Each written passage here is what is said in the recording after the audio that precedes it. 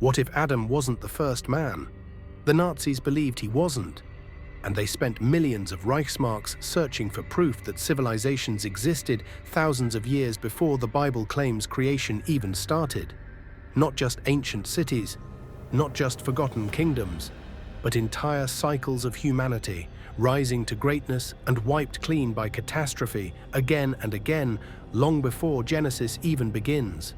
This wasn't fringe theory. This was official Nazi doctrine, and the search for pre-Adamic secrets would lead them to the darkest conclusion in human history. Berlin, 1935. Heinrich Himmler stood before a room of hand-picked scholars and made an announcement that would reshape Nazi ideology forever. He was forming a new research organization, the Ahnenerbe. Officially, its mission was to study Germanic ancestral heritage.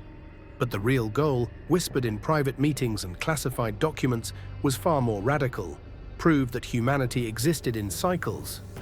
Prove that advanced civilizations rose and fell long before the biblical Adam. Prove that the church had been lying about when human history actually began. Here's the problem they were trying to solve. According to the widely accepted Ushar chronology, based on biblical genealogies, the world was created in 4004 BC. Adam was formed on the sixth day. All of human history, from the Garden of Eden to the present, fit neatly into roughly 6,000 years. Every civilization, every empire, every human achievement compressed into that narrow window. The church insisted this timeline was absolute, divine revelation, unquestionable truth. But by the 1930s, the timeline was cracking.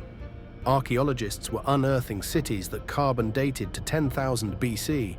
Göbekli Tepe in Turkey showed massive temple complexes built 11,000 years ago, thousands of years before agriculture was supposedly invented. Ruins in Mesopotamia, Egypt, and South America suggested advanced knowledge of astronomy, mathematics, and architecture that primitive post-creation humans shouldn't have possessed. Geological evidence pointed to catastrophic floods and climate shifts that occurred long before Noah. The biblical timeline didn't just seem wrong, it seemed like a cover-up. The Nazis saw an opportunity. If they could prove that humanity existed before Adam, then Genesis wasn't divine history. It was a rewrite, a compression of deep time into a convenient narrative designed to make the church the gatekeepers of salvation. And if the church had been lying about when humanity began, what else were they lying about? Who really descended from these pre-Adamic races? And why had all evidence of previous human cycles been systematically erased from official history? Himmler believed he knew the answer. The Aryans were the descendants of pre-Adamic supermen. Tall, blonde, blue-eyed beings who had mastered technology and spiritual power in a previous age. And that the other races came from the weaker Adamic line created after the last Great Reset. Inferior by design, created to serve, not to rule. The proof was out there, buried in ancient texts the church had tried to destroy, hidden in myths the Vatican dismissed as pagan fantasy, encoded in ruins that contradicted the biblical timeline. But here's what made this belief truly dangerous. It wasn't just about rewriting history. It was about rewriting humanity's future. If the Nazis could prove pre-Adamic cycles were real, if they could show that superior races had risen before and been destroyed by catastrophe, then they could justify anything. Territorial conquest became restoration of ancient Aryan lands. Racial hierarchy became biological fact, written in stone and myth. And genocide? That became accelerating the next reset, clearing the world for those destined to survive it. All they had to do was find it. So where did this dangerous idea come from? And what convinced Germany's most powerful men that Adam was a lie?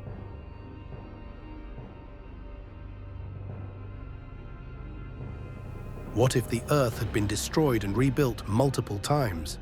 What if humanity rose and fell in cycles, each wiped clean by cosmic catastrophe? That's exactly what the Nazis believed, and the theory that convinced them came from the most unlikely source. An Austrian engineer named Hans Herbiger, who claimed the universe was made of ice. Herbiger's world ice theory, or Welteislehre, sounds like science fiction.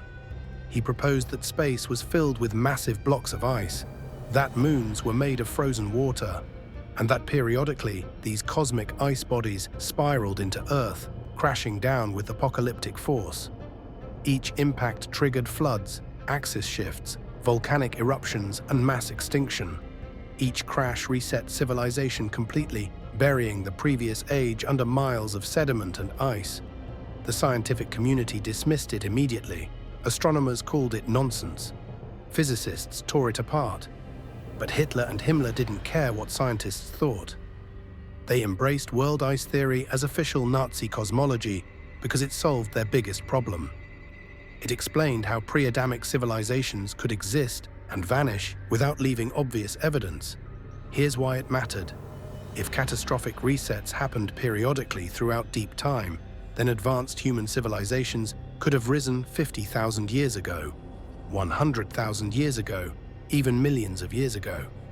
Each one would have been buried under geological layers, their cities crushed, their monuments eroded, their very existence compressed into fossil records and mythology. The biblical flood wasn't the first flood. It was just the most recent one that survivors bothered to write down. This reframed everything the Nazis were finding in ancient myths. The Hindu concept of yugas described 4 cyclical ages spanning millions of years, with humanity destroyed and reborn at the end of each cycle. The Norse Ragnarok told of the world burned and drowned, only to rise again with new gods and new men. The Greek poet Hesiod wrote of successive ages, golden, silver, bronze, and iron, each representing different versions of humanity that rose and fell before the current age began. Aztec and Mayan codices spoke of 5 previous worlds, each destroyed by catastrophe. The Nazis stopped calling these allegories. They started calling them historical records, and the Ahnenerbe began collecting evidence to support the theory. Megalithic structures like Göbekli Tepe and Pumapunku, built with precision that seemed impossible for primitive humans. Fossil records showing anatomically modern humans in geological layers that predated the biblical creation by hundreds of thousands of years. Out-of-place artifacts, tools, and mechanisms found in rock formations millions of years old. All of it pointed to the same conclusion. Humanity didn't begin 6,000 years ago. It had been here before, many times, rising and falling with each cosmic reset. But here's where the theory became dangerous. The Nazis believed that after each catastrophe, only the strongest races survived. The Aryans, they claimed, were descendants of the most recent pre-Adamic cycle. Superior genetics, superior knowledge, superior destiny. The gods described in mythology, Odin, Zeus, Osiris, weren't divine beings. They were Aryan survivors of the previous reset who became legends to the primitive Adamic humans who came after. The Church, according to Nazi ideology, knew all of this. They had access to ancient texts, suppressed manuscripts, Vatican archives filled with pre-Adamic evidence. But they rewrote history at the Council of Nicaea, collapsing thousands of years of cyclical deep time into a neat 6,000-year timeline. Why? Because if people knew humanity existed in cycles, if they understood that resets were natural and inevitable, then salvation through Christ became irrelevant. The Church's power depended on a single timeline, a single fall, a single redemption. Pre-Adamic truth threatened all of it. So they buried it, and the Nazis believed they were the ones destined to dig it back up. Now, if these forbidden secrets are pulling back the curtain on one of history's darkest obsessions, hit that like button, subscribe, and turn on notifications.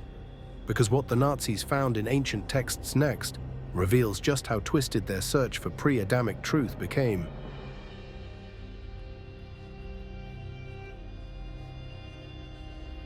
What if the real history of humanity wasn't written in Genesis, but in texts the Church tried to destroy?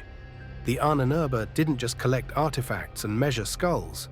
They hunted forbidden books, ancient manuscripts that contradicted the biblical timeline, creation myths that described multiple humanities, texts the Church had labeled heretical, demonic, or simply erased from official canon. Because buried in these writings, the Nazis believed, was proof that Adam wasn't the first man. Start with the Hindu Vedas, some of the oldest religious texts on Earth. The concept of yugas described 4 cyclical ages, each lasting hundreds of thousands of years. The Satya Yuga, or Golden Age, was an era of enlightened pre-Adamic beings who lived for millennia and possessed divine knowledge. Then came decline through the Treta, Dvapara, and finally the Kali Yuga, the age of darkness and ignorance we supposedly live in now. After the Kali Yuga ends in catastrophic destruction, the cycle begins again. A new golden age, a new humanity. The Nazis saw this as historical documentation, not spiritual allegory, but a record of pre-Adamic cycles stretching back millions of years, completely incompatible with Genesis. Then there was Norse mythology and the concept of Ragnarok, the world destroyed by fire and flood, the gods slain, the earth submerged beneath the sea. But the myth doesn't end there. After Ragnarok, the world rises again from the water, green and fertile. 2 human survivors, Leif and Leifthrassir, emerge to repopulate the earth. To the Nazis, this wasn't prophecy, it was memory. A cultural echo of a previous reset, passed down through generations until it became myth. The Aryans, they believed, were the descendants of those who survived the last Ragnarok. Greek mythology told a similar story. Hesiod's Works and Days described 5 ages of man. The golden race, who lived like gods without sorrow or toil. The silver race, inferior and childish. The bronze race, violent warriors destroyed by their own hands. The heroic age of demigods and great battles. And finally the Iron Age, the present degraded humanity. Each race was distinct. Each was destroyed, each pointed to the same conclusion that humanity had existed in different forms across deep time. Not as evolution, but as separate pre-Adamic creations. But the most dangerous texts were the ones closest to the Bible itself. The Book of Enoch, excluded from most Christian canons, described the Watchers, angels who descended to earth and bred with human women, creating the Nephilim, giants, hybrid beings. The text explicitly states these events happened before the flood, before Noah, in a world where humanity already existed in cities with metallurgy, agriculture, and advanced knowledge. The Book of Jubilees went further, describing multiple generations and civilizations existing between creation and Abraham, timelines that didn't fit the compressed Genesis narrative. Here's what the Nazis concluded: these weren't myths corrupted over time. They were fragments of pre-Adamic history that survived the resets. The gods weren't divine, they were survivors of previous cycles who carried forbidden knowledge forward. Osiris teaching agriculture in Egypt, Quetzalcoatl bringing astronomy to Mesoamerica, Viracocha instructing the Inca in architecture and engineering. All of them described the same way: tall, bearded, light-skinned culture bringers arriving after catastrophe to teach primitive post-reset humans how to rebuild. And the Nazis believed these culture bringers were Aryan. This is where the ideology became a weapon. If the Aryans descended from pre-Adamic supermen, and the Jews descended from the weaker Adamic line created after the reset, then racial hierarchy wasn't prejudice. It was cosmic law. The Aryans were genetically superior because they came from an earlier, more advanced human cycle. The Jews, tied to the Genesis timeline, were proof of post-reset degradation, inferior by design, created to serve, not to rule. The Church, in the Nazi view, knew this. They had access to the suppressed texts, the apocryphal writings, the ancient manuscripts that proved pre-Adamic humanity. But they deliberately rewrote history to make Adam first. Why? Because if humanity existed before Genesis, then original sin was a lie. If pre-Adamic races possessed knowledge without needing salvation, then the Church's authority collapsed entirely. So they burned the texts, hid them in Vatican vaults, labeled them heresy, and collapsed thousands of years of cyclical human history into a single Adamic bloodline that required redemption through Christ. The Nazis weren't just rejecting Christianity, they were claiming to restore the truth the Church had spent centuries erasing. So if pre-Adamic humanity existed, where did it all go? What kind of catastrophe could erase entire cycles of civilization?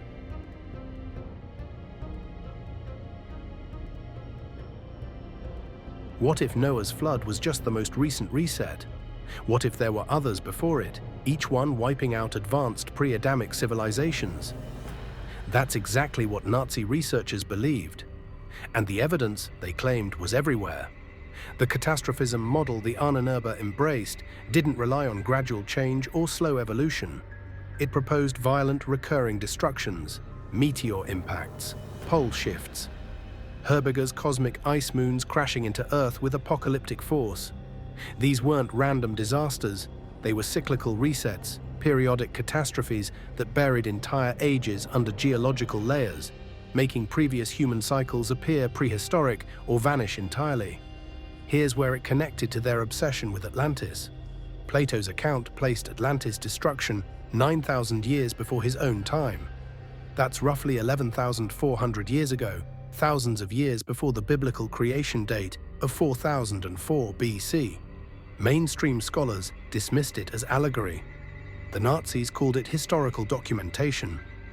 A pre-Adamic civilization, technologically advanced, spiritually enlightened, wiped out in a single catastrophic event. Not divine punishment for sin, just the latest reset in an endless cycle, and they weren't relying on Plato alone. Over 200 cultures worldwide have flood myths. The Mesopotamians had Utnapishtim. The Greeks had Deucalion. The Hindus described Manu surviving the deluge. The Aztecs spoke of multiple worlds destroyed by water. Native American tribes across both continents preserved stories of great floods that reshaped the earth. The Nazis stopped seeing these as variations of Noah's story. Geological evidence supported the theory, or seemed to. The end of the last ice age, roughly 12,000 years ago, caused catastrophic sea level rises.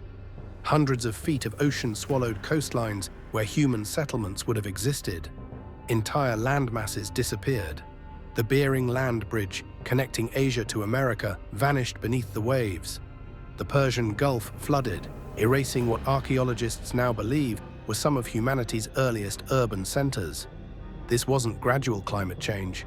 In geological terms, it happened overnight. The Nazis believed advanced pre-Adamic civilizations built on these vanished coastlines, and they thought they'd found the ruins. Underwater structures off the coast of Japan at Yonaguni showed what appeared to be massive stone terraces, carved steps, and geometric precision.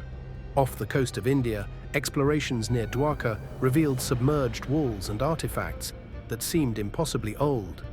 In the Caribbean, the Bimini Road stretched beneath the waves like a highway to nowhere, massive limestone blocks arranged too deliberately for nature. Every site challenged the biblical timeline, every discovery pointed to the same conclusion. Advanced civilizations existed before Genesis and were swallowed by rising seas. But here's what made this truly dangerous. The Nazis believed these catastrophes didn't destroy everyone equally. Only the strongest, the most racially pure, the most spiritually advanced survived each reset. The culture bringers in global mythology, Osiris in Egypt, Quetzalcoatl in Mesoamerica, Viracocha in Peru, Oans in Mesopotamia, weren't gods or allegories. They were pre-Adamic survivors carrying fragments of lost knowledge to primitive post-reset populations. And the Nazis were convinced these survivors were Aryan. That's why the same symbols appeared across disconnected ancient cultures. The swastika in India, Tibet, Greece, and pre-Columbian America. Pyramid building in Egypt, Mesopotamia, and Mesoamerica. Advanced astronomy appearing suddenly in civilizations that supposedly had no contact. Not because of independent invention, because Aryan refugees from pre-Adamic resets spread their knowledge across the globe, teaching inferior post-reset humans how to rebuild. This explained everything that didn't fit the biblical narrative. Why did advanced mathematics appear fully formed in ancient Sumer? Aryan survivors taught them. Why did the Egyptians seemingly master architecture overnight with no developmental period? Aryan knowledge. Why did the Maya have calendar systems more accurate than anything in medieval Europe? Because they inherited pre-Adamic science from Aryan culture bringers who survived the last reset. The Church, according to Nazi ideology, knew all of this. The Vatican archives contained suppressed maps, ancient manuscripts, and artifacts proving pre-Adamic civilizations once dominated the Earth. But if people knew humanity existed in cycles, if they understood resets were natural and survivors carried knowledge forward, then the Genesis creation story collapsed. Adam wasn't the first man. He was just the first man after the most recent reset. And the church had rewritten history to erase everything that came before. So they buried it, literally and figuratively. The underwater ruins were dismissed as natural formations. The flood myths were rebranded as corrupted memories of Noah. The culture bringers became demonic deceptions. And anyone who suggested humanity existed before Adam was labeled a heretic. But here's the darkest part. The Nazis didn't just want to prove pre-Adamic humanity existed. They wanted to use that proof to justify something unthinkable.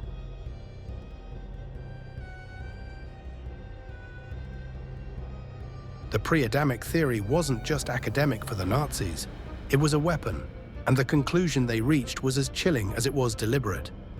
If humanity existed in cycles, with superior races rising after each reset and inferior ones being wiped away, then genocide wasn't murder. It was natural selection. It was accelerating what the cosmos would do anyway. The Nazis believed the Aryans descended from pre-Adamic supermen who survived the last great catastrophe. Their genetics weren't just superior, they were designed for survival. Hardened by resets, refined by apocalypse. Meanwhile, the other races descended from weaker Adamic stock, created after the flood in a degraded world. Biologically inferior, spiritually corrupted, destined to be erased when the next reset came. This is why the expeditions mattered so desperately. The 1938 Tibet mission searched for living descendants of pre-Adamic Aryans, isolated survivors who'd preserved racial purity in the Himalayas. They found nothing.